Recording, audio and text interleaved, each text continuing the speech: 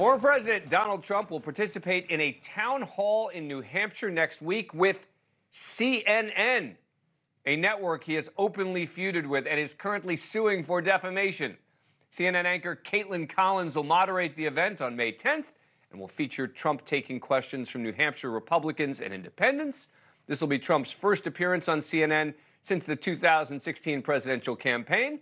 The former president has had choice words for and about the network over the years.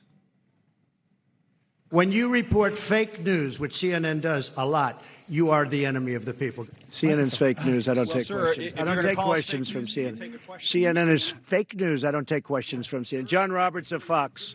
Let's go to a real network. Go ahead. President-elect, since you are attacking our news organization, can you give us a chance? Your organization You are attacking our news organization. Your organization Can you give us a chance to ask a question, sir? Go ahead. Sir, can you state, Mr. President-elect, go ahead. Can you state categorically, she's asking a question. Don't Mr. be rude. President-elect, can you give us a question? Don't be You're rude. attacking us. Can you give us a question? Don't be rude. Can you No, give us a question? I'm not going to give you a question. Can you state categorically? You are fake news. Sir, go ahead. Many on the left now outraged that CNN would host a town hall with Trump. But, you know, he is the current Republican frontrunner. Joining me now to talk about a whole range of topics, Noelle Nikpour, a Republican strategist and fundraiser. She also ran for the GOP nomination in Florida's 18th Congressional District.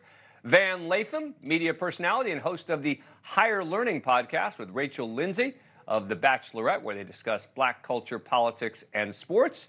And Jesse Weber, attorney, legal analyst, and host on the Law and Crime Network. He is also a NewsNation legal contributor. Van, what do you make of this? Is this even a tough call on CNN? Not at all. Have to put him on.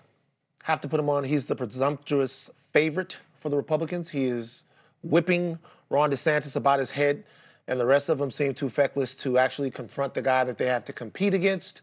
So it seems that he will be the nominee almost by absentia. You know what I mean? Like nobody else is actually even coming to him, so they have to. But I've seen some people talk about, putting aside the politics of it, that it's pathetic for CNN, who has gotten railed on by Trump again and again and again, to come back to the altar. It's sort of like that scene, "Thank you, sir, may I have another?" Can we just say what this is?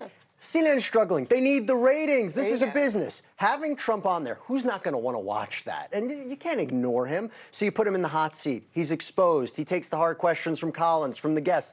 I think this is a great move from CNN. Anybody who's criticizing it feels like a little jealousy. I feel like they wish they had the town hall. Well, let me play. Speaking of that, let me play. This is The View's co-host Sunny Hostin blasting CNN this week for the decision.